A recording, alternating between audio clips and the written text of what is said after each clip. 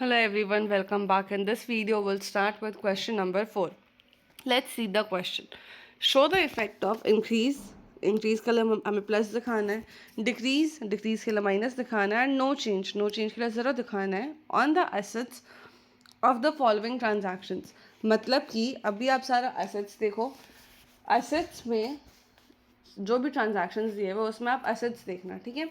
जहाँ जहाँ पे आपका एसेट बढ़ेगा वहाँ पे आप मुझे प्लस करके बताना. जहाँ आपका एसेट कम होगा वहाँ माइनस, और जहाँ कोई चेंज नहीं होगा वहाँ पे ज़ीरो साइन शो करना है, ठीक है.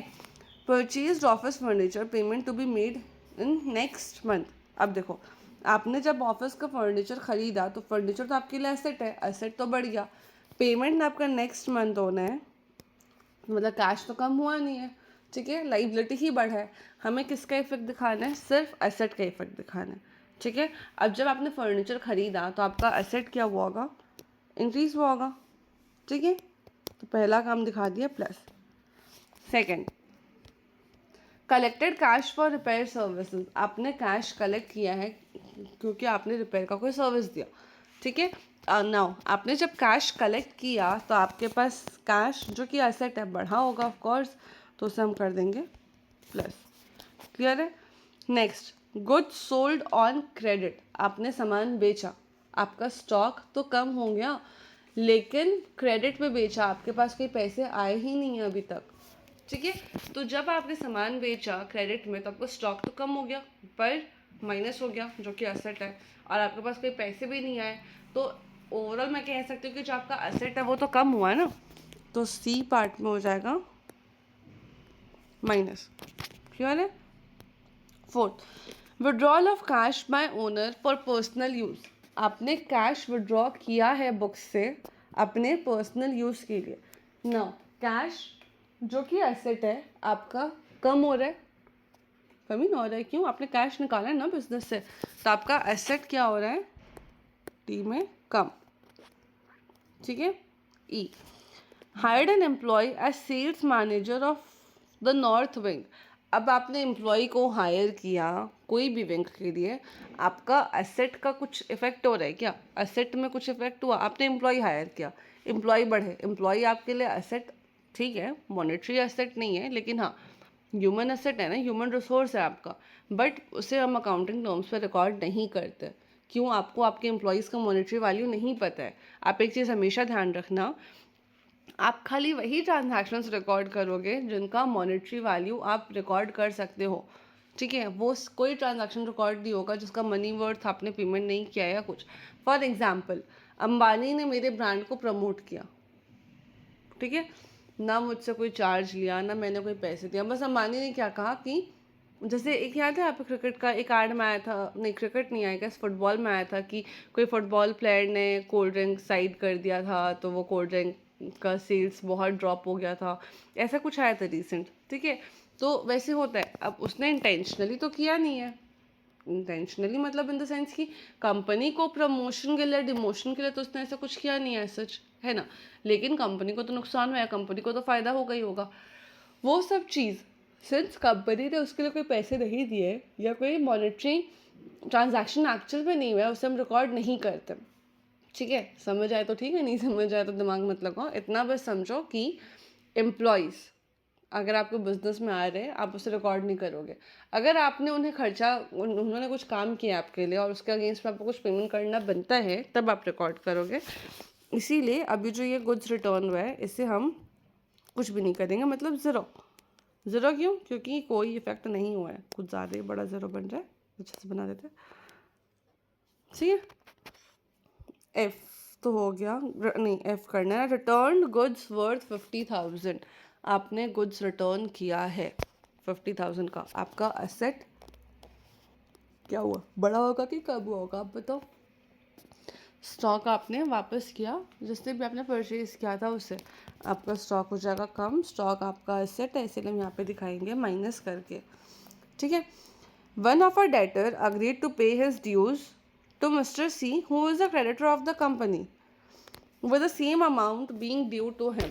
अब फॉर एग्जाम्पल एक आपका दोस्त है मिस्टर ए, छोड़ो दोस्त हटाओ, यहाँ इसे समझाती हूँ। एक आपके डेटर था, आपको उससे पैसे मिलने थे, ठीक है। वो डेटर ने क्या किया, आपके एक क्रेडिटर जिसको आपको पैसे चुकाना है, ऐसे समझो, this is me, this is my debtor और ये है मेरा क्रेडिटर। आपको इससे पैसे मिलने हैं, आपको इससे उतने पैसे देने हैं। सपोज अमाउंट दोनों का सेम है, 1,000 रुपये। आपको इसे 1,000 आता, आप इसे 1,000 देते, ये होता। इसने सीधे इसे पेमेंट कर दिया 1,000 रुपये, ये ट्रांजैक्शन भी ख़त्म, ये ट्रांजैक्शन भी ख़त्म, ठीक है। ऐसा हुआ। अब ये जो डेटर था आपको तो अब और पैसे नहीं देगा, आपका एसेट हो गया कम, ठीक है। ये क्रेडिटर आपका लाइबिलिटी है, लाइबिलिटी से मुझे कोई फ़र्क नहीं पड़ रहा है, मुझे काम है एसेट का, ठीक है। तो अब क्या कहते हैं, जब ये डेटर इसे पेमेंट कर चुके हैं तो मेरा जो एसेट है वो तो कम हो गया ना।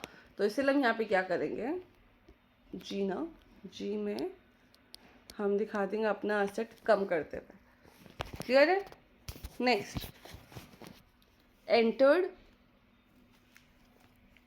into an agreement with Mehta and Company to purchase all raw materials from their company from next year। मतलब मैंने एक अग्रीमेंट में एंटर किया कि मैं एक स्पेसिफिक कंपनी से अगले साल से सारे रॉ मटेरियल्स परचेज करूँगी। आज को कुछ हुआ नहीं, आज मेरा एसेट लाइबिलिटी कुछ ही इफेक्ट नहीं हो रहा, मैंने सिर्फ एक अग्रीमेंट में एंटर किया।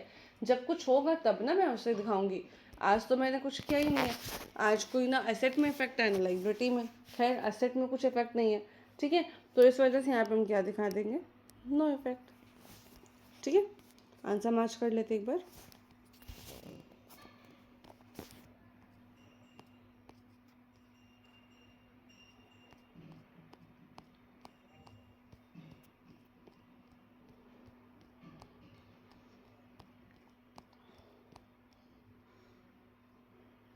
देखो, plus plus plus minus plus plus, एक सेकेंड, सी में आई गेस कुछ मिस्टेक है, डी तो हमारा सही है, माइनस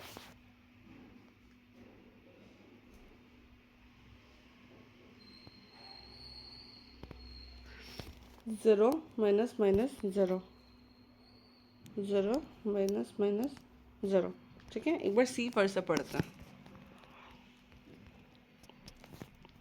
सी था क्या, for goods sold it is a decrease in inventory but correspondingly increase other. Okay, चलो सी का क्वेश्चन क्या था वो मैं बताती हूँ। पर आपको क्वेश्चन कह रहा था कि आपने गुड्स बेचा है क्रेडिट पे, मैंने यहाँ माइनस क्या सोच के लिखवाया कि आपका स्टॉक कम हो रहा है इसीलिए। लेकिन आप ये भी तो देखो, आपका स्टॉक तो कम हुआ बट सिंस आपने क्रेडिट में सामान बेचा तो आपके डेटर्स भी तो बढ़े, ठीक है। एक बार मैं आपको क्वेश्चन पे लेके चलती हूँ, चलो। यही सब गलती होता है बाबू भैया एग्ज़ाम में, क्वेश्चन ध्यान से पढ़ना होता है। चलो देखो, गुड्स सोल्ड ऑन क्रेडिट, ठीक है। आप सपोज करो आपका गुड्स था 1 लाख का, कॉस्ट था, आपने उसने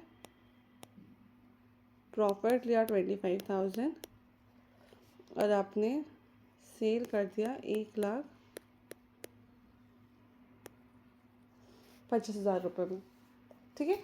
आपने सामान बेचा है 1,25,000 रुपये में, क्लियर है।